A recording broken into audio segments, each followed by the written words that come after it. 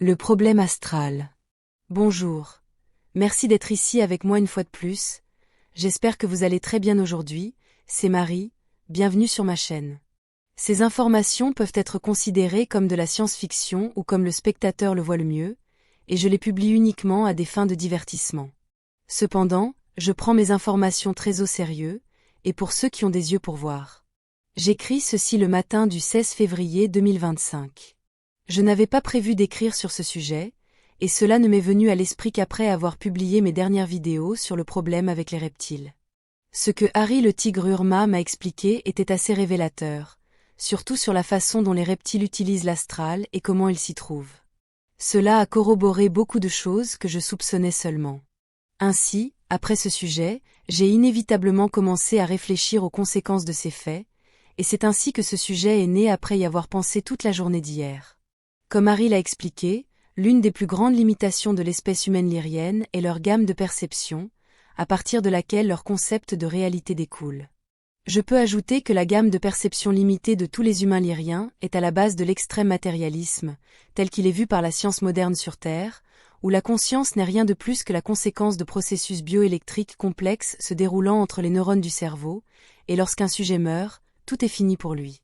Les humains lyriens sont obsédés par le monde matériel comme s'il était la seule chose qui existe, surtout sur Terre où le voile de l'oubli convainc encore plus les gens que rien en dehors du monde matériel n'existe, surtout lorsque leurs scientifiques poussent si fort le matérialisme. Cela entraîne le déni de tout ce qui est astral, très pratique pour toutes ces entités abusives, en particulier les reptiles, qui altèrent et manipulent l'humanité et sa civilisation exactement à leur convenance. Il semble certain que ces entités astrales ont d'abord créé puis manipulé la science précisément pour les aider à cacher leur existence derrière le dogme scientifique, qui affirme qu'il n'existe rien de tel que l'astral. Cela même malgré toutes les preuves de son existence, et même si cela peut être considéré seulement comme circonstanciel, anecdotique, ou autre, il est là. Et il y en a tellement qu'il est non seulement très illogique mais même abusif de penser que toutes ces apparitions astrales, fantômes, événements étranges, activités paranormales, et ainsi de suite, ne sont que le résultat de canulars, de menteurs compulsifs, ou de phénomènes physiques inexpliqués, comme l'altération des ondes cérébrales due à l'exposition à des champs magnétiques à haute énergie provoquant des hallucinations. Cette dernière est l'une des explications matricielles scientifiques préférées pour expliquer pourquoi la ville écossaise d'Édimbourg a tant d'histoires de fantômes et d'apparitions, car elle est censée être construite juste au-dessus d'une grande strate géologique de roches magnétiques. Cela nie complètement, voire dénigre, l'histoire riche de la ville en événements dramatiques qui doivent laisser une forte empreinte énergétique. Pour moi, l'une des plus grandes erreurs que les humains lyriens commettent, en particulier sur Terre, est de concentrer la vie et toutes les causes des événements qui s'y produisent, uniquement sur des événements apparemment logiques se déroulant dans le monde matériel qui peuvent être facilement expliqués par des méthodes scientifiques, par des coïncidences, le hasard, ou la simple chance, niant ainsi tout ce qui se passe dans l'astral juste en dessous de la surface de ce qui peut être vu.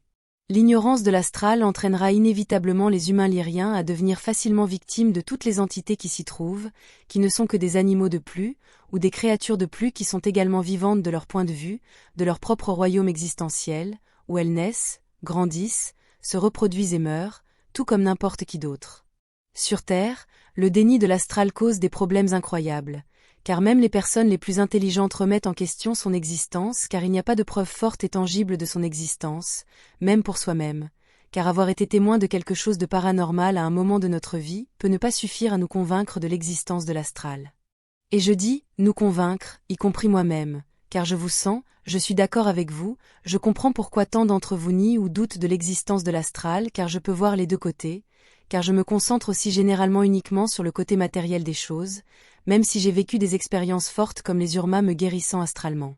Mais je ne nie pas l'astral, mais de mon point de vue humain lyrien, je peux le considérer comme une sorte de monde onirique, plus comme un rêve lucide où vous pouvez contrôler ce qui s'y passe. Donc, non, je ne peux pas entrer et sortir de l'astral comme le peuvent les Urmas. Ce que je peux voir, c'est que les entités astrales, les reptiles, ou qui que ce soit, ont manipulé la société sur Terre pour nier l'existence de tout ce qui est astral et avec elle leur existence. Si les reptiles, ceux qui se terminent en iliens, n'étaient que de la science-fiction, pourquoi sur Terre la censure autour de ce sujet serait-elle si forte? Il suffit de regarder le point de vue matriciel sur le lien Wikipédia en première page de ma vidéo sur les reptiles, et je ne les ai même pas appelés par leur nom correct ilien. Ils font tout leur possible pour que les gens ne voient pas qu'ils sont là, causant de nombreux problèmes sur Terre.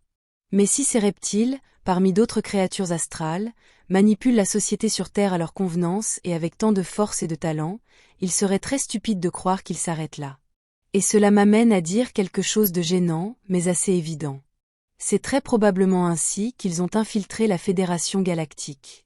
Lorsque j'ai parlé à Harry le Tigre il y a 2 jours, je lui ai demandé si les reptiles dans l'astral faisaient leurs choses uniquement sur Terre, ou ailleurs aussi, et il a répondu de sa voix féline profonde qu'ils sont partout dans la galaxie, et c'était la raison pour laquelle les guerriers Urma travaillent d'abord astralement, puis passent au monde des vivants. Cela signifie que si les humains, en particulier ceux sur Terre, veulent se défendre contre tout ce qui les blesse et les exploite, alors ils doivent cesser de nier ce qui se passe dans l'astral, et commencer à travailler là-dessus également. Vous n'avez pas besoin de voir les choses dans l'astral directement. Bien que cela serait d'une grande aide, vous pouvez rechercher et apprendre tout ce que vous pouvez sur le sujet et commencer à prendre le contrôle de votre vie. Je sais que vous voulez que je vous donne des solutions et pas seulement vous informer de ce que je vois, et comme je l'ai dit tant de fois auparavant, pour lutter contre tout ce qui vous exploite, vous devez retrouver votre pouvoir personnel et prendre la responsabilité de ce que vous pensez, de ce que vous décidez être la réalité et la vérité, et cesser de suivre les leaders religieux et politiques qui sont là pour vous asservir, jamais pour vous aider. Je sais que tant que vous vivez sur Terre, vous devez suivre des règles et des lois qui vous ont été imposées, et vous ne pouvez pas faire autrement que d'y obéir ou vous subirez de vilaines conséquences, mais vous n'avez pas à suivre toutes les règles, en particulier celles qui ne sont pas une obligation légale. Rappelez-vous qu'en tant que graine d'étoile pleinement consciente et éveillée, ou âme éclairée, votre cadre éthique est bien supérieur à celui de vos leaders désignés, ne l'oubliez jamais. Maintenant je vois que la raison pour laquelle personne ne peut trouver qui contrôle la Fédération Galactique, c'est parce qu'ils ne regardent que ce qui se passe dans le monde des vivants, et pas en dessous où les choses se manifestent et d'où les choses sont vraiment contrôlées. La plupart des gens, humains et non humains, ne voient que les races stellaires, les Andromédiens, les Syriens, les Arcturiens, les Alphratans, les Pléiadiens dans toutes leurs variantes et ainsi de suite, mais ce ne sont que des corps biologiques vivants dans leur société matérielle. Peu de gens observent ce qui se passe en dessous de cette surface, pour voir et comprendre que ces sacs de viande biologique ne sont que des contenants pour qui sait quelle âme, avec toutes ces mauvaises habitudes ancestrales. Nous avons tous été d'autres personnes, et nous avons tous appartenu à d'autres espèces. Les humains en tant que race ne sont pas les seuls à vivre dans un royaume existentiel où des âmes très différentes avec des histoires et des origines très différentes coexistent, et bien souvent pas de manière saine, c'est un euphémisme. Comme une note secondaire importante. Je sais que les âmes ne sont que des âmes et sont pures en tant que fragments de la source supérieure, étant donné que la race, l'espèce, le genre et d'autres attributs n'appartiennent qu'au corps. Pourtant les âmes se souviennent de qui elles étaient dans leur vie passée, et développent de forts attachements aux identités et aux idées qu'elles ont autrefois détenues. Ces idées dans la mémoire d'une âme peuvent être utilisées pour la classer même si elle n'a aucun attribut direct en tant qu'âme pure. Rappelez-vous que les idées sont ce qui génère la réalité. Un exemple de cela serait les attachements et les préférences d'une âme, pour appartenir à tel ou tel genre lors de la réincarnation. Une âme n'a pas de genre, mais elle a une préférence pour être masculin ou féminin. La grande expansion invasive de la Fédération Galactique sombre, insaisissable et maléfique pourrait très bien avoir ses origines dans une infestation astrale, peut-être par des forces reptiliennes, mais pas seulement car elles ne sont de loin pas les seules entités régressives qui rôdent dans l'astral, rendant nos vies impossibles. Comme autre note, je suis également très consciente qu'il existe des races stellaires reptiliennes très positives et aimantes, mais le contact avec elles est rare au mieux.